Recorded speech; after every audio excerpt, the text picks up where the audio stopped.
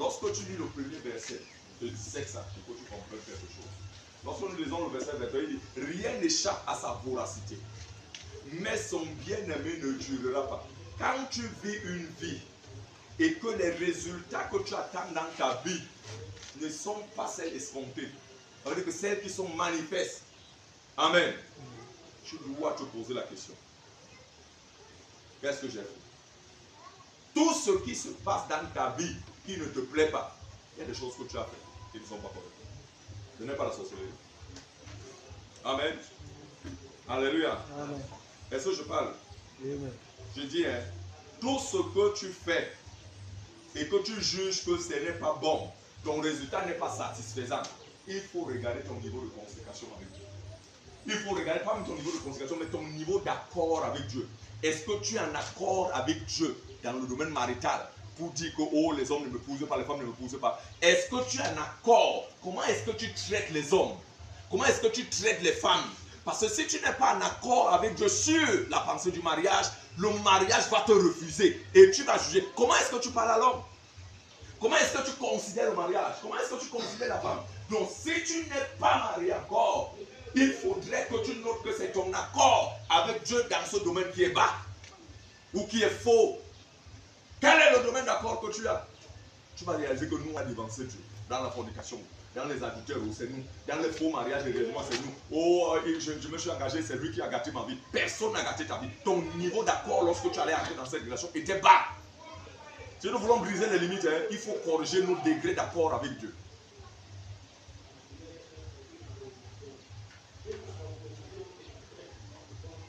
J'avais une phrase de consolation que j'aimais dire souvent. C'est seulement le plaisir, hein. Nous deux on ne se marie pas. Hello. Le gars connaît ça ici. Ok, ça va. C'est moi seul. On ne va pas se marier, c'est juste le plaisir. Faut avoir le courage de dire ça, comme ma fille dit ça. Faut avoir le courage. Ton niveau d'accord avec Dieu. Lorsque tu vas vouloir maintenant ranger ta vie, c'est pour ça que parfois nous autres pas nous comprendre. Lorsque tu as décidé à ranger ta vie, à être en accord avec Dieu sur le mariage, tu vas faire le désherbage.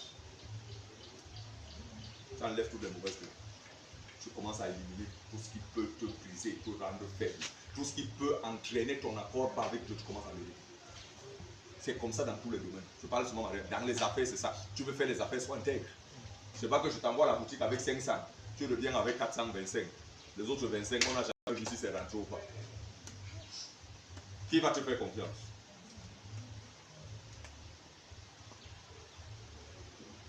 Donc tout ce qui ne fonctionne pas dans ta vie, vois le niveau de ton accord avec Dieu. Ça c'est bon maintenant et c'est bien dit. Oh, je suis là, rien ne fonctionne. Tu sais, si tu veux le travail, comment ça servir à l'église par exemple? Lui, il marchait avant d'avoir le travail, il s'est engagé, il n'a pas eu le travail. C'est en marchant qu'il a eu tous ses entrées. Je crois que depuis qu'il est là, qu'il s'est décidé, tu n'as pas encore 5 mois ici. 5, là c'est 5, premier. Avec ça, nous sommes au 6e mois. Tu as déjà eu combien de marchés? 4 ou 7? Bon, déjà réalisé que celui-ci a cours, et plusieurs débits en cours. Plusieurs débits en cours. Il n'y avait pas ça avant. Il a décidé de travailler pour vous. Les cas 15 ici à pied. Amen. Lui-même dit toujours qu'il ne sait pas prier comme nous, mais il prie quand même. Alléluia. Est-ce que je parle à quelqu'un? Amen. Mais il a donné son meilleur. Et j'ai prié depuis, j'ai scellé. On va sauf que le punir avec les marches. Tu comprends ça? On croit souvent que c'est trop la prière du pasteur. Non. L'onction du pasteur raconte une décision. Un accord. S'il n'y a pas d'accord que tu as fait entre Dieu et toi, je ne pourrai pas plaider. C'est sur ton accord que je travaille. Hein? C'est sur ton accord. Alléluia. C'est sur ton accord. Il faudrait que tu comprennes cela. Amen. Est-ce que je parle à quelqu'un? Amen. C'est sur ton accord. Et je voulais dire quelque chose à quelqu'un. Ce n'est pas parce que tu appelles une chose jusque-là. Matthieu 6, 33. Amen. Il y a, lisons le verset 23, le verset 33. Dans Matthieu 6. Quelqu'un dit ça à toi. Tu vas écrire après, lis d'abord. On a temps à faire. Je vais finir mon enseignement, même si on finit à 15 heures. Il faudrait que tu comprennes l'entrée de ce programme-là où nous partons. Est-ce que je parle à quelqu'un? Je vais parler un peu de la justice de Dieu dans certaines choses. Matthieu 6, lis le verset 23, le verset 33. Allez, chez nos filles, dites de ça. Madame. Voilà. Donc, là, ça sent plus long que David. Merci ton œil. Ne vous discutez pas, vous tous vous avez des petites Bibles. Donc, prenez le temps et décidez pour finir le premier. Mais si ton œil est en mauvais état, tout ton corps sera dans les ténèbres. Une autre version. Une autre version. Verset 23. Continuez avec le verset 23. Cherche premièrement le royaume et la justice de Dieu. Cherche d'abord quoi? Le royaume et la justice de Dieu. Maintenant, le verset 23 dit, si ton corps est en mauvais état, tout ton corps, si ton œil est, tout ton corps sera quoi? Sera dans les ténèbres. Dans les ténèbres. Tu as compris ça? Je voudrais éclairer les gens ce matin parce que moi, souvent les gens ils voulaient toujours faire des choses qui ne tiennent pas les Ma soeur, à l'école, on est à l'école. Mais si tes yeux sont malades, tout ton corps sera plongé dans l'obscurité. Si donc la lumière qui est en toi, c'est ça que je cherchais, est obscurité, là-bas on dit ténèbres. Dis ça là-bas.